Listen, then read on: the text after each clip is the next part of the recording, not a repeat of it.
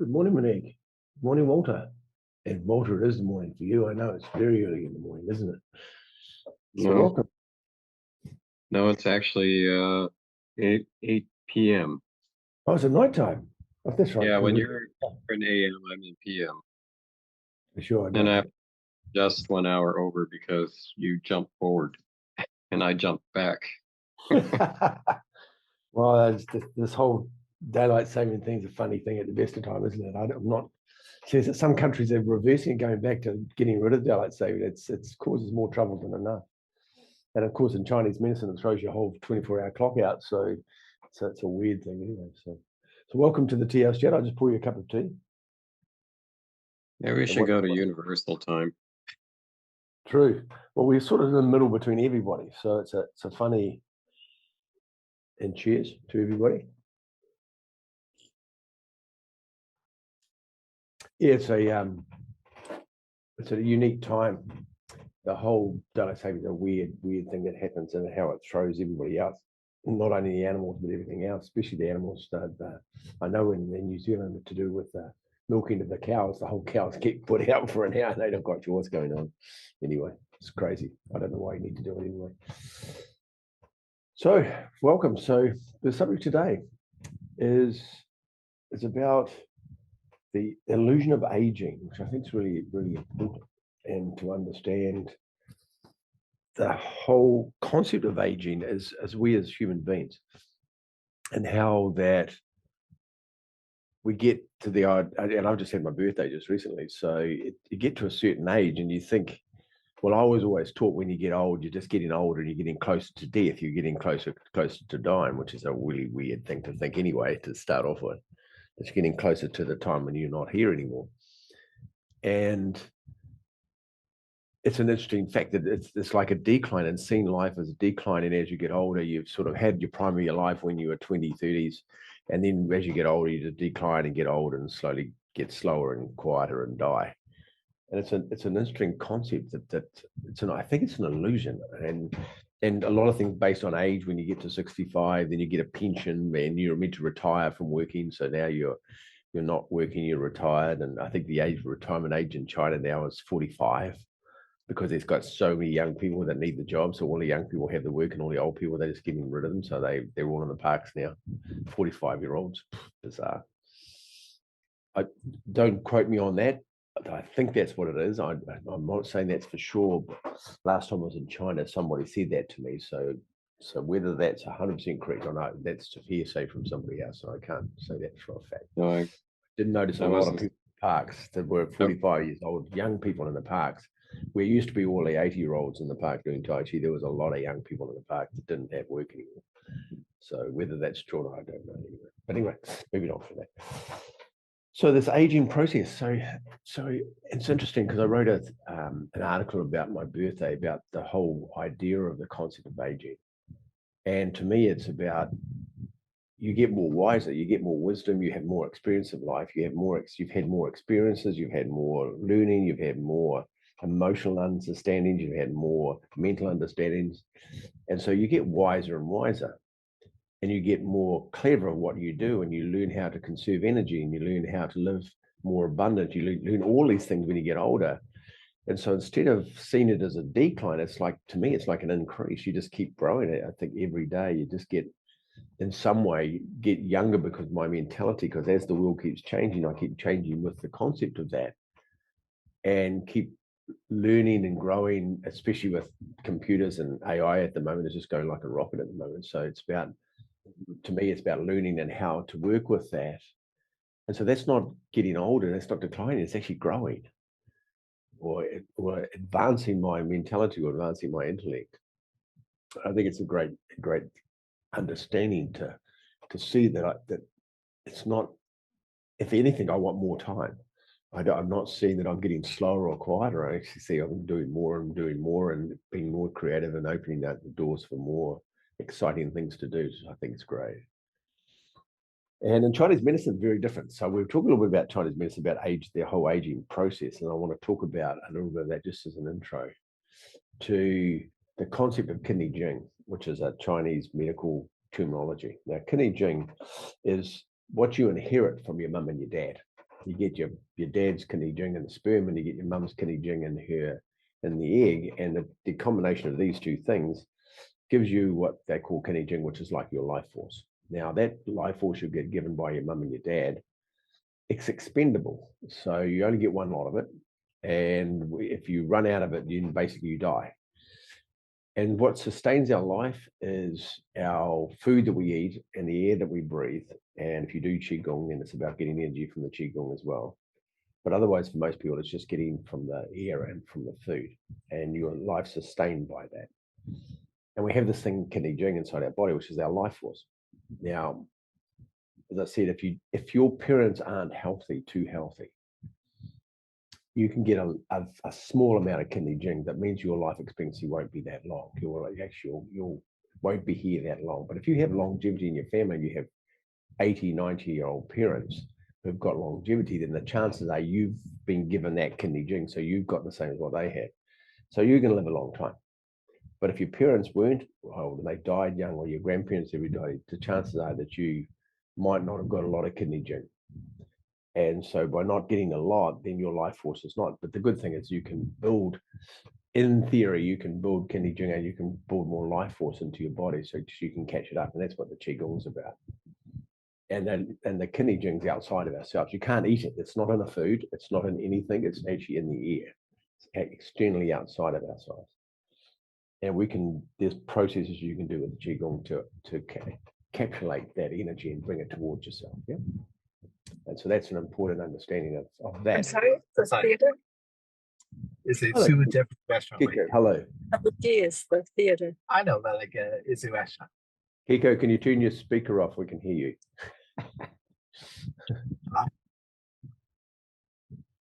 There you go. Perfect. Yeah. So understanding the concept of the kidney Jing. So when you run out of it, so if you have in Chinese, because China they understand this concept of kidney Jing, your life force. That's you're one off. You get only so much from your parents, and just hopefully your parents are nice and healthy. And in China, they used to spend a lot of time before giving birth to children because they're only going to have one, and they want that child to have the best shot at life. And so then the father does all his exercise, takes all the herbs to make himself really strong, so his kidney Jing's really strong, and the mum, she builds her energy up. So when they conceive a child, that child has as much kidney Jing as possible. And they do it on purpose, and they understand the principle of that.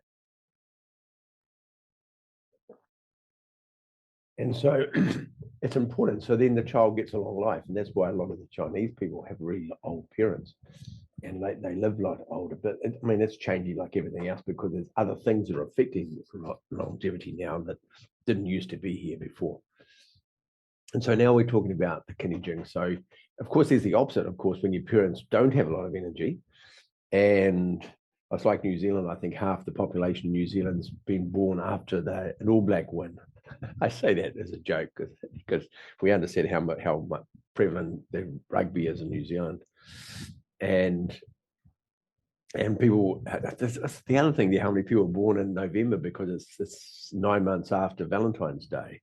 I mean, so it's the same principle. So it's not hard to work out the statistics on this, and so it's great. So it has this effect. So if your parents are tired, your mum's tired, your father's tired, he works too much, and your mother's tired and she's running around with 15 children, and the chances of you having a lot of kidney Jing from those parents it's not good. You're going to not be given a lot. So then you can, and there'll be kids that are coming to the world that are quite sickly. They're not well as kids, and they really struggle with their health when they're young. They have asthma, they have skin problems, they have bronchial problems, they have lung problems because they didn't get a lot of life force from their parents. Now, of course, as I said, you can catch it up because there's lots of things you can do to grow up that internal energy. But you're never going to have, you can't get you can, but in theory, you can't get your kidney Jing back. So they will have a shorter life expectancy because of that. But if you have longevity, easy, you live long. So that's a basic understanding of that, and the understanding of the kidney Jing and how important it is to maintain that.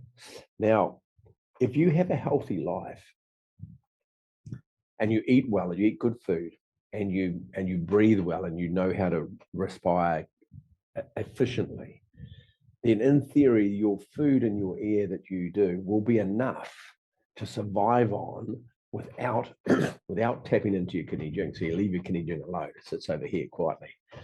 And you use the food in the air to survive on that, and then you leave that alone. But the problem is, if your food's not good and you're stressed and you're worried, then there won't be enough nourishment coming from the air and the food, and you start using the kidney Jing, and you start living off that. And if you're run down and tired because you're pushing yourself very hard, then you'll definitely be using your kidney Jing.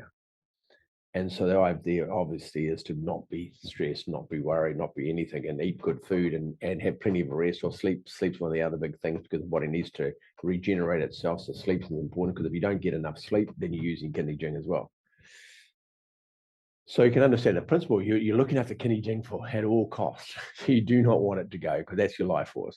And so you do everything else to maintain that life force so you don't use it. But we in this modern world, it's not easy because we're under a lot more different pressures and a lot more things happen where we use the kidney Jing a lot more because we're tired or we work hard, we push ourselves, we're stressed, we're worried, all those things.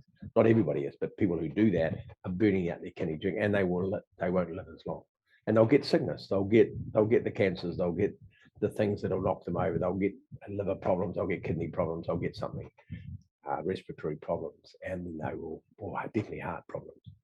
And they won't be on this planet that long. So, of course, the goal, of course, is to keep the kidney Jing intact and don't use it. So then we have good food, good sleep, and we learn how to breathe properly. This is where the Qigong comes into any breath practice where you're learning how to breathe, deep breathing, because you get energy from the oxygen. It's one of our sources of food is our oxygen. And so as long as you're doing that and you get good food and you get good rest, then you basically leave the kidney Jing alone. And that's the concept of how easy it is to do that. But in the modern world, that's not necessarily easy to do that. When we get it up early, we go to bed late. And so we generally, there's very few people I meet that aren't tired, that just doing too much. And so that's chomping into your kidney Jing. Yeah. Hello, Jeanette. I just want to say hello to Jeanette and hello to Kiko. Good to see you here. So that's the Chinese understanding of it. So of course, that's why the Chinese people, they're very, very careful about this because they understand this principle. So they don't want to lose their life force. Now, there's two other big ways that you can lose kidney Jing. For a man, it's through the sperm. For every sperm has your kidney Jing, it has your life force in the sperm, obviously, because remember, that's going to the egg to produce another child. And that's the kidney Jing for that child that you're giving them. Yeah, that the quota of kidney Jing goes in the quality of the sperm, the energy of the sperm. Now, the sperm, of course, when every time a man ejaculates, there's like 15 million, I don't know who counted them, but 15 million sperms. 1, 2, 3, 4, 5, I don't know. You might could have started now, they would do that. 50 million sperms, and every one of those sperms has your kidney Jing in it, has your life force in it for a man. That's why Chinese people don't ejaculate. When they get older, they don't ejaculate. They keep their sperm because they know that's their life force. But today in the modern age, the young people are having sex. It's become quite a drug to have sex because it's a feel-good thing. And half the time they put their 50 million sperms in a little rubber container and then they throw it away. And to me, it's like, well, you're just throwing your life away. It's just horrible. I just even the thought of that. So that's how men lose it. So and there's stories about empresses in China who used to have young 20-year-olds who'd have sex with them every night. They'd make love every night. They get their kidney, because when the man ejaculates, the kidney Jing goes, the energy goes with the kidney Jing into the woman. So the woman gets the kidney Jing energy. So of course, and so she was vibrantly looking very young, and he was after about 3 years, he was burnt out. They throw him out and get another one. He just like drained out. He was just about dead because all his vitality was going out in the sperm. So there's stories about this. So, but how a woman loses kidney Jing is through birth. So, because you can imagine a lot of the energy or the kidney Jing goes into the newborn baby, and that's how the woman loses it, and the men lose it with sperm. So there's what the kidney Jing story for you, so understand what it is and why they look after it. But the key to us, of course, is the big thing is about the food, the sleeping, and the breathing. The sources of energy we can get without touching the kidney Jing to leave it alone. And even if we were given not a lot from our parents, then we're still going to be okay because we're conserving what we've got. and then that brings life force. So, people have had a lot of kidney Jing. They're the ones that are still smoking at 90 years old, smoking, drinking. Oh, well, Uncle Harry, yeah, he smokes like a train, and he's 92, and he smokes, he drinks. Yeah, he can get away with it because he's got longevity, and he would have had old parents as well, and he's inherited that. But most people, if they smoke and drink like that, to 60, 70, they're gone, they're out of here. But people with kidney Jing, a lot of kidney Jing, they know that. They're the ones that go out partying at night time. The following morning, they get up and go for a run, and everybody else is, oh, I feel sick. Could I hang over, have a cup of coffee? And these other guys just get up, spring out because they've got this power, this longevity. They're still using the longevity. They're still using the kidney Jing. My question would be, imagine if they knew that they had that and they didn't waste it and they didn't burn themselves, that how old would they get? Because the kidney Jing people know that they can get away with it. They can push themselves and they still feel fine.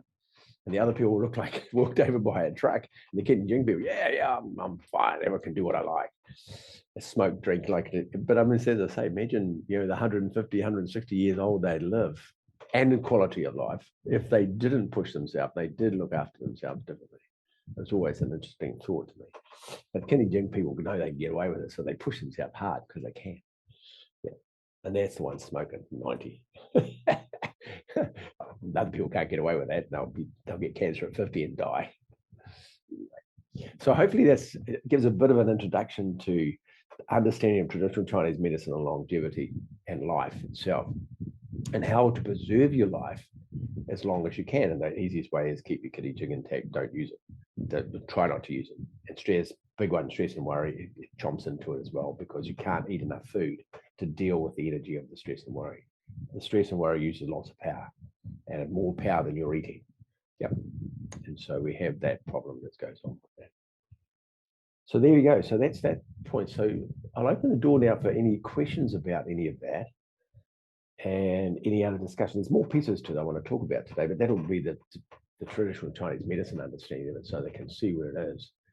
And you can see why the old Qigong guys and the old Tai Chi guys look like 26 years old, because they work this out, and they understand that you can conserve your Jing and you conserve your life.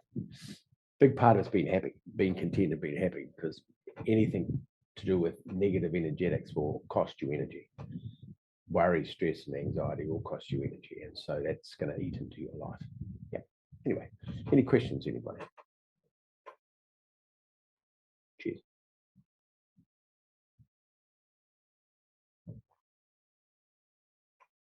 Come on, ask me a question. Come on.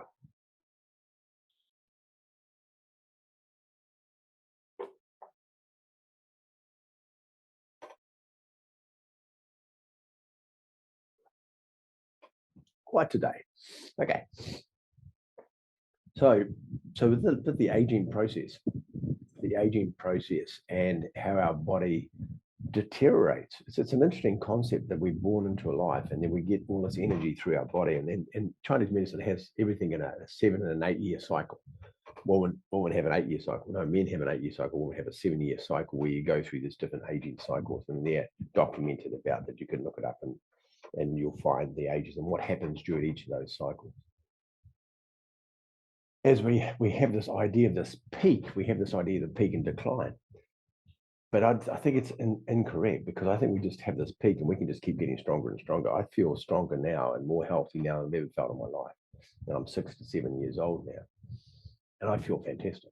I think everything's got better. My vision's clearer, my understanding of life's better, my experience of life's better, my ability to communicate with people better.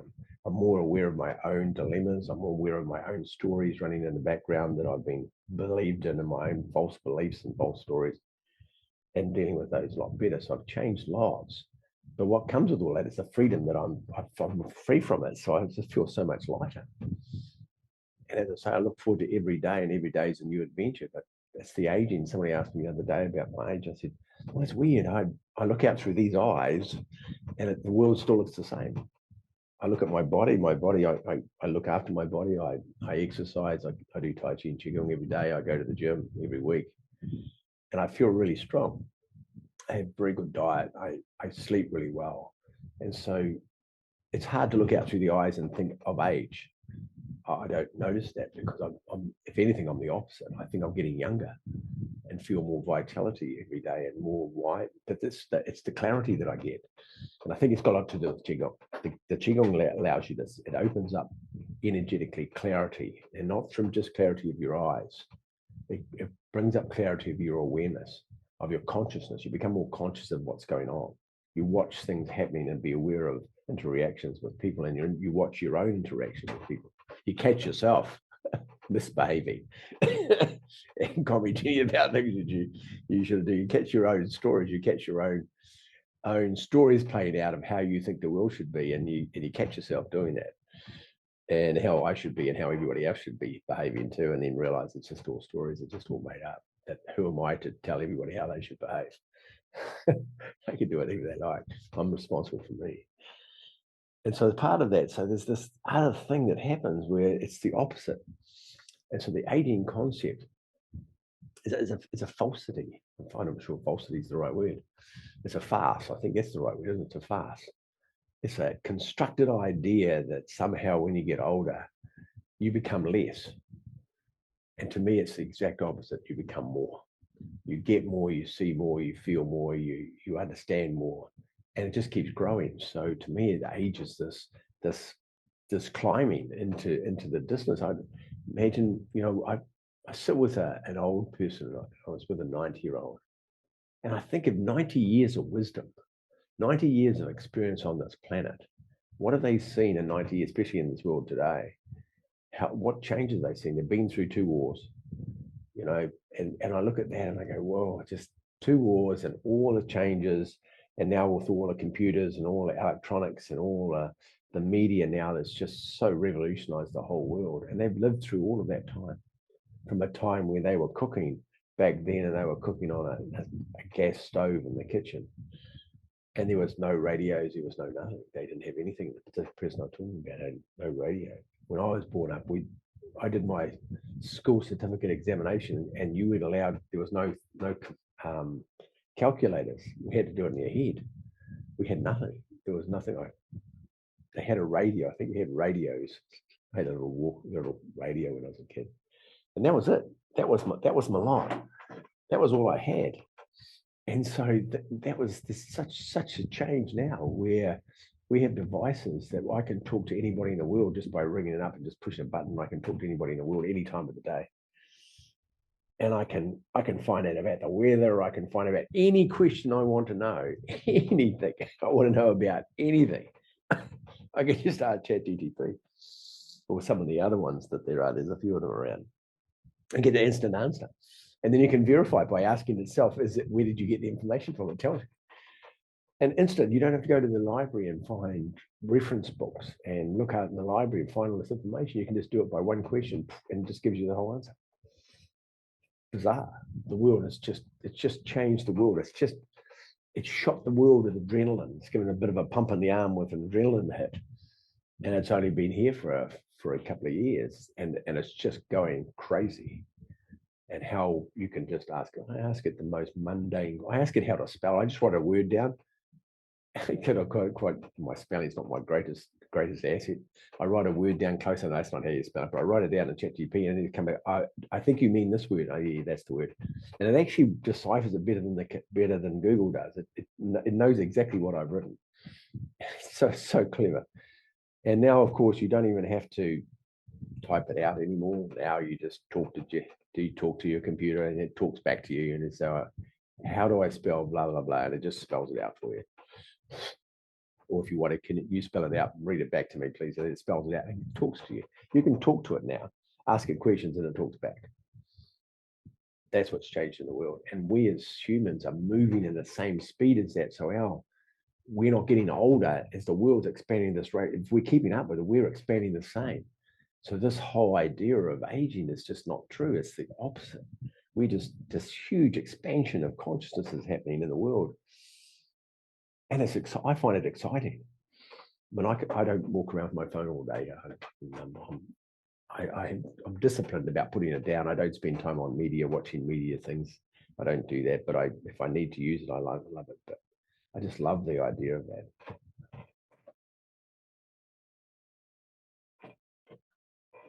Monique, yes, I did see you.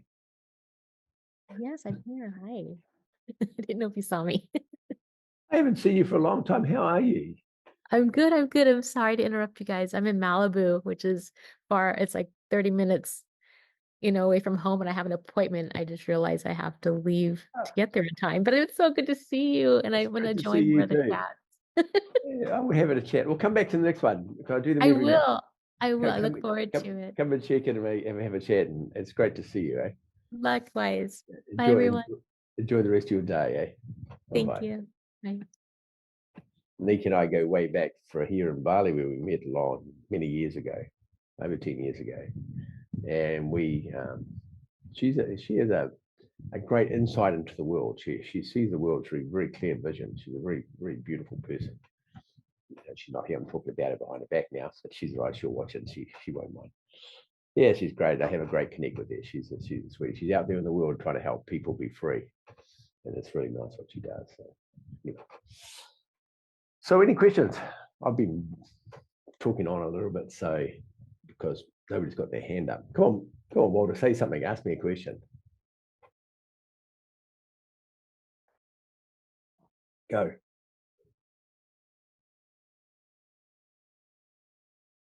I can't hear you.